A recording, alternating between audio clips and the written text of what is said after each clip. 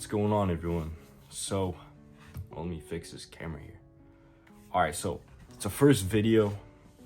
Now I'm feeling a little nervous. Today I'm gonna be hitting arms and shoulders, which you're gonna see later on. I'd like to explain what the channel's about, and I'd like to give you a little background of me.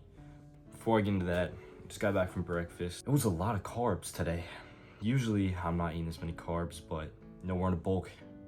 I would say it doesn't really matter, but to be honest with you, always matters. I want to talk about what this channel's about. So my name's Brendan, for those of you who don't know. I've been lifting for like a year and a half now. I'm not the biggest guy ever, but I do know what I'm talking about from my experience, so I'm going to be providing my knowledge to you guys.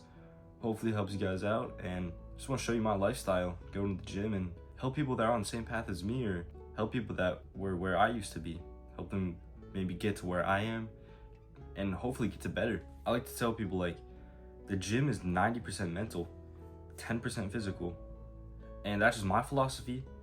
However, I feel it's true because everyone has a mental barrier. For example, when you enter the gym for the first time, you have that mental barrier, like, everyone's looking at me. Should I do this? Should I not do this?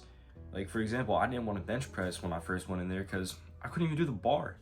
It was really bad. But yeah, that was my mental barrier. I never benched because I couldn't do the bar. I didn't do anything, bro. I remember I started at the YMCA. They only had 20-pound dumbbells and up. I couldn't even curl 20 pounds. I was curling like 15 for 4 reps. It was really bad. So I've come a long way. I'll throw some pictures on screen of how I used to look versus now. I'm currently on a bulk. I started this bulk around 130 pounds. I'm up to my sitting weight around 146, 147. I started this journey though around 115 pounds. I looked sick, man. I didn't look good at all.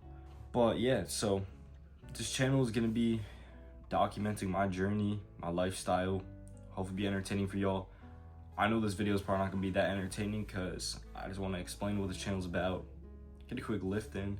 I will see y'all when we get to the gym.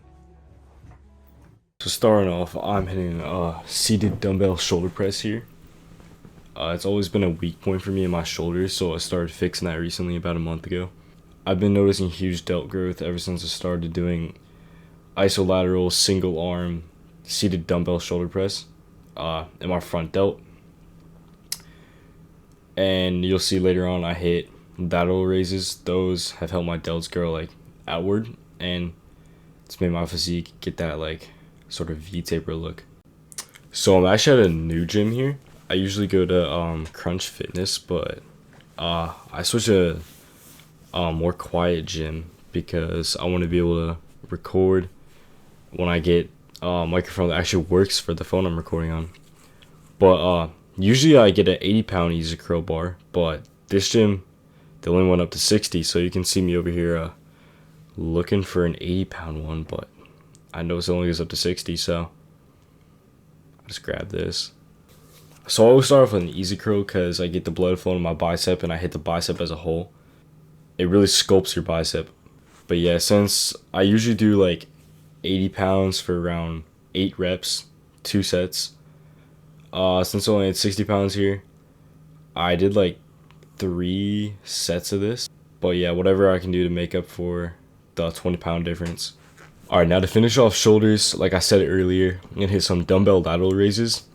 At my old gym, Crunch Fitness, I would do machine lateral raises because I felt I could go to failure easier. I had better form on it, but here they don't have that, so I was doing dumbbell lateral raises. Yeah, it really builds my shoulders outwards and gives that like V-taper look because I have a wide waist, which isn't ideal, so gotta compensate for that by growing the shoulders and lats outwards. But yeah, I'll hit around like 2 to 3 sets of this. Maybe like 12 to 15 reps. Failure. Get some partials in there. Alright, so next I come into tricep pushdowns. Honestly, with this attachment I'm using, I feel it in my whole tricep. I used to use only the little V-bar attachment, but this one hits my whole tricep. And I've come a long way on this machine, or on this exercise, because I was doing like 45 pounds 2 months ago. Now I'm up to, I can do 82 for like 6 reps. But yeah, I've come a long way in this machine. It hits my tricep. It's grown my tricep a lot. Like I get an amazing pump from this. Usually I'll hit some overhead tricep extensions with a rope, but this machine felt a little weird, like with the way the cable was pulling. Like it would get stuck at like random points of it, so I can go to failure. I went to failure. I couldn't go to complete failure though because it kept getting stuck. I didn't have like that extra pound of force to push through it, but it was good enough. I'll try the other machine next arm day. But yeah, so I usually do 2 sets tricep pushdowns.